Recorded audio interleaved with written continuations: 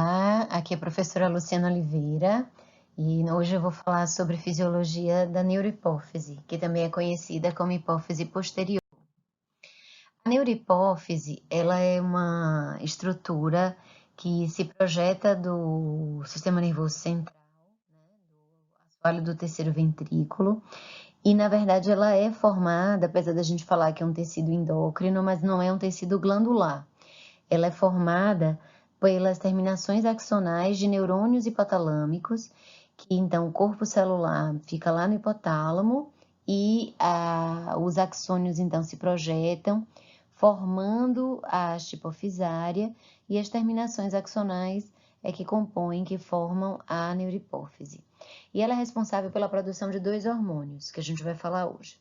O hormônio antidiurético, que é o ADH, mas que também é conhecido como arginina vasopressina, e o papel dele básico é regulação de tonicidade de fluidos corporais, né? Ele é importante para regular a conservação da água corporal. E a ocitocina, que é conhecida pela ejeção de leite das mamas e contração uterina, mas a gente vai ver que ela faz muito mais coisas, né? Além disso. Bom, os hormônios da neurohipófise, eles são produzidos então na célula neural, né, onde tem a maquinaria para síntese do peptídeo mesmo, né, então o núcleo e tem o retículo endoplasmático, e ela é empacotada, só que ela é empacotada junto com proteínas carreadoras, que são chamadas de neurofisinas.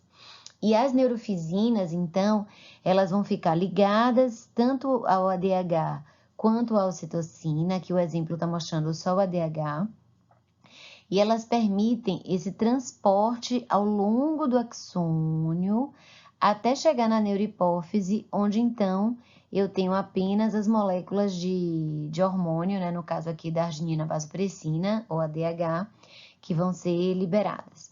Existem dois tipos de neurofisinas, a neurofisina 1, que é para ligar o ADH, e a neurofisina 2, que liga a ocitocina. A secreção hormonal é por exocitose, dependente do influxo de cálcio, né? Obviamente, a gente tem que lembrar daquela parte do citoesqueleto, no qual o cálcio é um componente essencial para que haja movimentação dessas moléculas dentro da célula. E é importante chamar a atenção que se houver alguma lesão da haste, uma transecção dessa haste, seja numa situação de trauma, como em acidentes com desaceleração brusca, né, tipo acidente de carro, que a cabeça faz aquele chicote, vai para frente, para trás, eu posso ter uma lesão de haste, ou por tumores, ou por algumas cirurgias, e essa lesão vai dar como manifestação clínica o diabetes insípidos. Diabetes insípidos, o nome insípidos vem porque a urina fica sem gosto, tá?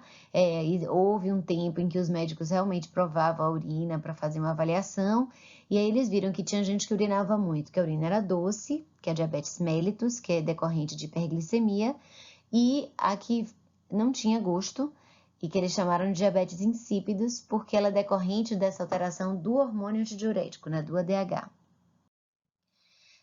Bom, vamos falar então desse ADH. O ADH, ele é um hormônio que é responsável pela tonicidade dos fluidos, né? Então, ele é regulado pela osmolaridade extracelular, volume e pressão. Então, esses são os fatores mais importantes, né? Então, nessas tabelas que a gente já viu em outras aulas, a osmolaridade aumentada ou uma queda de volume ou uma queda de pressão sanguínea estimula a secreção do ADH, porque o ADH vai fazer uma reabsorção, uma retenção de água livre. Daqui a pouquinho eu vou mostrar como ele faz isso. Outra coisa que viram é que se houvesse uma injeção de sódio, por exemplo, no líquor, né, no fluido cerebroespinhal, então um aumento do sódio no fluido cerebroespinhal estimula o ADH. Angiotensina 2, que faz parte do sistema renina, angiotensina, aldosterona, e a aldosterona vai reabsorver sódio, que vai puxar água, mas a angiotensina também, além de ir lá na adrenal, no córtex adrenal, estimular a aldosterona, ela também vai no sistema nervoso central induzir sede, né, no núcleo da sede hipotalâmico, e vai estimular a secreção de ADH. Dor, náusea e vômitos, a gente não tem uma razão muito clara. Uma das hipóteses que eu penso é que com os vômitos você iria perder água e você estaria então prevenindo uma desidratação, alguma coisa assim, por isso que aumenta o ADH. Situações de estresse aumentam, lembrando que estresse, do ponto de vista fisiológico, é qualquer coisa que desafie o funcionamento do nosso corpo. Hipoglicemias também não tem uma explicação clara porque ela aumenta o ADH. Citocinas, aumento de temperatura, né? Se a gente pensar que o aumento da temperatura vai precisar ter transpiração, e na sudorese eu vou perder água. No envelhecimento, há um aumento de ADH, mas essas questões do envelhecimento são muito duvidosas, assim, a gente não sabe se elas são consequência do envelhecimento ou estão relacionadas às características que vão levar ao envelhecimento. A gente tem uma gama de drogas que estão relacionadas ao aumento de secreção de ADH, inclusive antidiabéticos, né? A sulfonilureia, eu já falei na aula passada de pâncreas sobre as sulfonilureias, que estimulam a secreção de insulina. Alguns agentes antineoplásicos, barbitúricos, que são usados para sedação, opiáceos para dor, né, analgésicos, a própria nicotina aumenta a secreção de ADH. E na coluna dos inibidores, então, se o indivíduo tiver com a osmolaridade baixa, né, ou seja, ele está diluído ou com muito volume, ele vai precisar perder água, então isso inibe o ADH, para o ADH, a falta do ADH permitir que a gente perca água na urina. Diminuição de temperatura, agonista alfa-adrenérgico, o GABA, né, o nosso velho e bom neurotransmissor inibitório, e o etanol. O etanol eu queria chamar atenção porque a gente vê muito, né, quando você está ingerindo bebida alcoólica, que você aumenta a diurese. E muita gente pensa que é em decorrência do volume aumentado. Só que não é. Se você beber 200 ml de cachaça, você vai urinar muito mais do que 200 ml. Porque o etanol, ele inibe o ADH, e aí com isso a gente fica incapaz de reter. E isso é importante porque a ressaca, ela vem justamente em decorrência dessa desidratação. Você perdendo água que não era para perder, né? Porque você burlou o sistema, você inibiu um hormônio que não era para ser inibido. Então você desidrata, e é por isso que no dia seguinte as pessoas têm cefaleia, boca seca, náusea. São sinais de desidratação. E quando a gente fala, não, mas tal bebida é maravilhosa porque ela não dá ressaca, vamos prestar atenção de como a pessoa ingere aquela bebida.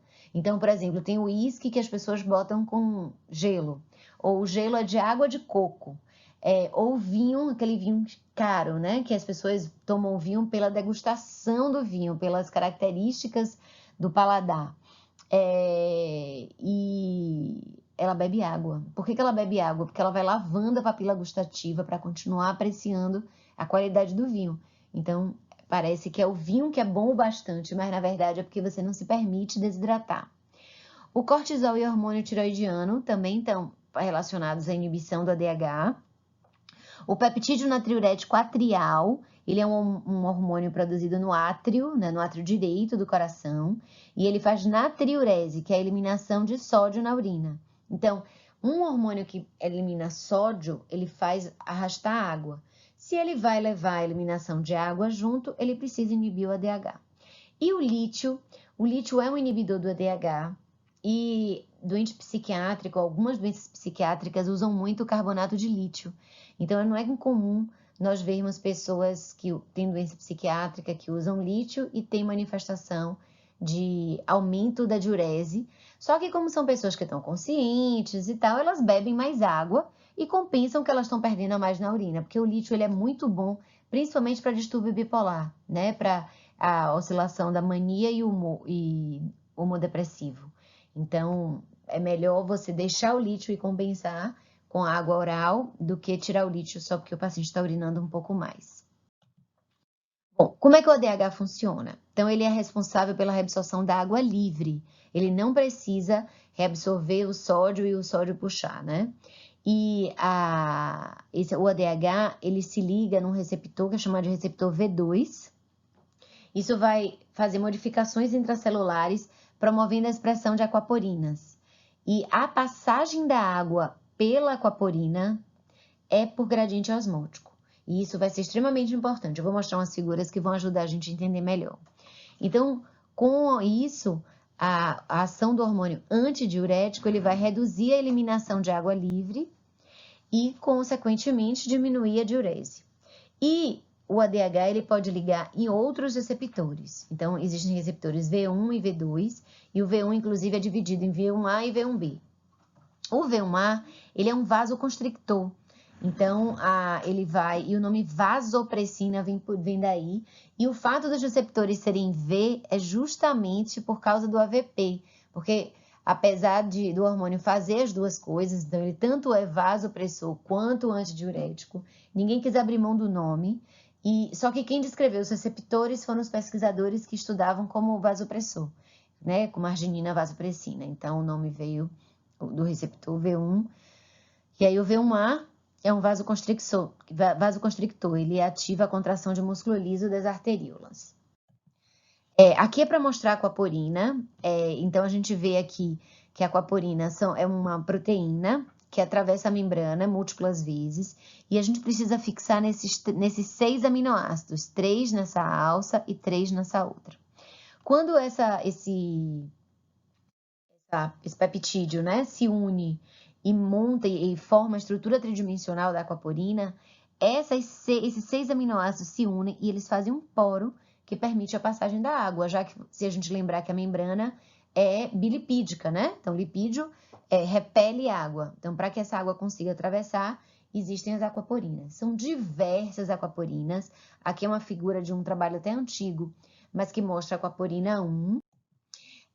Aqui é para mostrar que, se a gente olhar o rim, né, aqui para quem não conhece é o néfron, essa bolinha aqui em cima é o glomérulo, onde é feita a filtração. Daí, essa primeira porção aqui é o túbulo contorcido proximal. Na sequência, nós temos a alça de Henle descendente e ascendente, até chegar no túbulo contorcido distal e ducto coletor. Em cada parte do néfron, a gente vai tendo filtração, que é no glomérulo, e depois no sistema tubular como um todo, eu tenho reabsorção de alguns elementos e secreção de outros elementos. E a passagem de água depende de aquaporina. Então, aqui é só para mostrar para vocês, por exemplo, aqui no túbulo contorcido proximal, eu tenho constitutivamente, ou seja, essas células já são colocadas na membrana desse jeito, aquaporina 1, pretinha.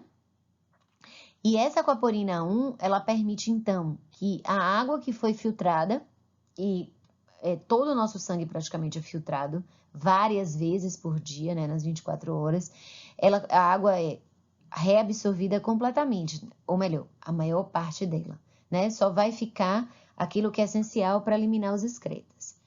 E se a gente for olhar agora no detalhe, o túbulo contorcido distal e o ducto coletor, nós vamos ver que nós temos agora aquaporina 2, que é essa azulzinha, e a 3 e a 4, que são na membrana basal. Então, aqui é o lúmen do túbulo, onde a água está sendo filtrada.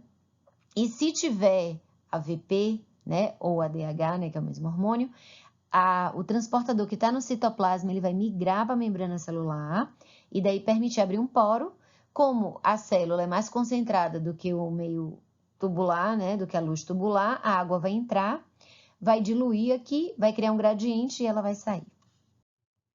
Aqui é uma outra figura para mostrar, então, aqui está o túbulo, por onde a urina, o que vai ser a urina está passando, né, com as moléculas de água. A vasopressina, ou ADH, se ligou no seu receptor, ativou pelo sistema de segundo mensageiro a translocação e a colocação, então, dessa aquaporina 2 na membrana, abre-se o poro pelo qual a água vai conseguir passar, e daí depois essa água vai sair da célula por outras aquaporinas. Bom, só que o ADH não faz só isso, a gente já sabe que ele pode funcionar como um CRH, eu sempre esqueço de corrigir esse slide. O CRH é o hormônio de liberação das corticotrofinas, né? Da corticotrofina, que é o ACTH. E ele funciona, ele participa de memória, ele participa da ejaculação, né? Pela contração da musculatura lisa do cordão espermático. E nós também temos já alguns fatores que vão interferir com a ação do ADH. E em relação à ocitocina, a ocitocina, como eu falei, ela é conhecida pela ejeção do leite das mamas e a contração uterina no parto. O que estimula a ocitocina? Sucção e o estrogênio, né? Os hormônios feminilizantes, principalmente o estradiol, são fatores que realmente estimulam a produção de ocitocina. E dentre os fatores que inibem, a gente tem listado aqui as catecolaminas e os opioides, mas existem outros fatores. Um exemplo é a progesterona. A progesterona, ela não faz uma inibição direta da ocitocina, mas ela diminui a expressão de ocitocina no útero. Então é por isso que, apesar de durante a gravidez os estrogênios estimularem a produção de ocitocina, a mulher não entra em trabalho de parto prematuro, porque a placenta está produzindo também progesterona, e a progesterona vai segurando a resposta à ocitocina no útero. Quando a progesterona amadureceu, chegou o momento do parto, ela deixa de produzir algumas substâncias, entre elas a progesterona, e aí aquela ocitocina que já estava presente pode funcionar. Em relação ao seu efeito nas mamas, então a lactação ela é determinada diretamente pela sucção do bebê. A sucção pelos receptores táteis, ela vai ser conduzida pela via neural até o sistema nervoso central e vai chegar até o hipotálamo. O hipotálamo vai interferir com a produção de prolactina e produção de leite, que não é o tema dessa aula hoje, mas também na neurohipófise vai determinar a liberação da ocitocina e a ocitocina vai fazer a ejeção do leite. A gente já sabe que se fosse depender só da sucção do bebê, ou seja, da pressão negativa que o bebê consegue fazer na boca, ele não ia conseguir ingerir a quantidade de leite suficiente. Então, na verdade, a ocitocina ela vai ser essencial na lactação. Por quê? Aí vamos olhar essa figura aqui do lado direito. Então, a gente vai ter aqui os alvéolos mamários, né? E eles vão, então, produzindo leite, que é lançado aqui no túbulo, né? E vai ser levado para ser ejetado pelo mamilo. Por fora dos alvéolos tem essas células em vermelho, que são células mioepiteliais. São células diferenciadas para ter contração. Então, a ocitocina ela age aí. Existem receptores para a ocitocina. Essa célula mioepitelial ela tem uma capacidade contrátil, e aí ela vai espremer esse alvéolo e com isso ejeta o leite. Então, se você olhar, por exemplo, aqui em cima, né, o leitinho sendo produzido, e ele uma parte vai ficar aqui no túbulo, mas muito fica armazenado ainda no alvéolo. Aí, quando o bebê começa a sugar, faz a regulação, né? Então, os receptores táteis mandam a informação, ocorre secreção da ocitocina pela neurohipófise, e ela vem aqui e faz a ejeção do leite contraindo essas células mioepiteliais. Em relação ao trabalho de parto, a ocitocina, então, ela vai trabalhar determinando as contrações do músculo liso uterino. E essa figura é só para mostrar aqui o bebezinho na apresentação cefálica, que é a apresentação mais comum para o parto, né? O bebê vai nascer pela cabeça primeiro, e a ocitocina ela vai estimular a contração do útero, o apagamento do colo do útero, que é essa partezinha azul aqui. Vocês veem que depois, à medida que o trabalho de parto vai caminhando, a partezinha azul parece que ela sobe, né? Que é justamente para ajudar a contração. Então, a ocitocina ela faz com que as contrações sejam nesse sentido, sejam puxando o útero para cima e empurrando o bebê para baixo. E aí, depois que o bebê sai, tem que eliminar a placenta, que é essa parte aqui em cor de rosa. E a ocitocina ela vai ser importante para hemostasia depois que a placenta sai. Porque a placenta ela encrava no útero. Como ela é feita? A partir, se lembram que a gente teve a nidação, e começa a ter diferenciação das células e das estruturas, o que vai dar origem à placenta, né, que é o córion, ele está encravado no útero. Então, a placenta fica encravada e é por isso que as trocas sanguíneas são muito boas. Não é que o sangue misture, tem uma membrana que separa a circulação materna da fetal, mas a proximidade é muito importante. Quando a placenta sai, esses vasos sanguíneos da parede do útero ficam muito expostos e isso causa sangramento.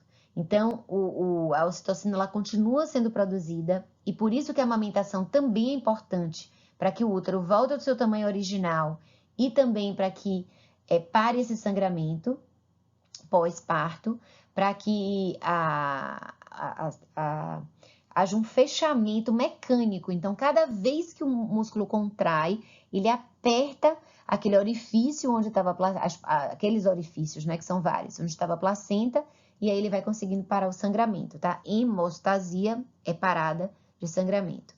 E também outra coisa que a ocitocina faz nas mulheres é ajudar na ovulação e na terminação do corpo lúteo, ou seja, para começar um novo ciclo. Tá, mas a gente só fica falando da ocitocina para as mulheres. E o que a ocitocina faz nos homens? Já que os homens e as mulheres têm os mesmos hormônios, né? Então, hoje a gente já sabe que a ocitocina, ela aumenta durante o ato sexual, ela tem um pico durante a ejaculação, porque ela também participa da ejaculação. E alguns autores consideram que a ocitocina é o hormônio do amor, né? Que ela aumenta essa sensação de afeto, e isso é uma coisa que alguns autores acreditam e outros nem tanto. Mas uma coisa que se sabe que a ocitocina faz é melhorar a autoconfiança, né? Então, eu botei esse bonequinho aqui, que ele se acha mais forte e melhor até do que a gente olhando ele fora do espelho, né? E a autoconfiança também para investimentos, por exemplo. Aqui a ideia é mostrar a Bolsa de Valores. Eles fizeram um trabalho em que eles davam a ocitocina em spray nasal para os brokers, né, nos Estados Unidos, e eles viram que os que recebiam a ocitocina, eles se arriscavam mais, eles faziam investimentos de maior perigo. E também para atividade de risco, tipo paraquedismo, esportes radicais, já viram que a ocitocina é importante para isso, tá?